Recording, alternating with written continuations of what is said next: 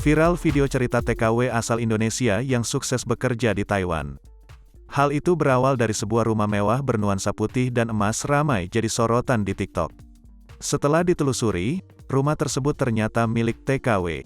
TKW tersebut bekerja sebagai asisten rumah tangga di Taiwan. Dilansir dari Tribun News, sebuah akun TikTok @vitara1994 yang merupakan pemilik rumah tersebut memamerkan hasil kerja kerasnya. Dia menunjukkan rumah yang baru dia bangun dari hasil kerja selama bekerja di Taiwan. Rumah tersebut tampak mewah dan bernuansa putih emas. Dalam video yang dibagikannya, dia memperlihatkan beberapa bagian rumahnya. Pemilik mengaku, rumahnya saat ini masih dalam tahap pembangunan dan belum selesai 100%. Rumah itu memiliki beberapa ruangan. Setiap ruangannya terlihat luas dan megah. Di bagian teras rumah, tampak pilar-pilar dicat warna putih dan emas. Di ruang tamunya terdapat jam dan kursi tamu yang tampak mewah.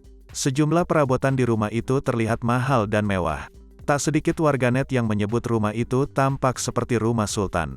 Di video tersebut, dia juga sempat menunjukkan potret rumahnya dulu sebelum direnovasi. Dulu, rumahnya tampak kecil dan sederhana. Namun, kini berubah drastis. Karena rumahnya yang sekarang terlihat bak istana.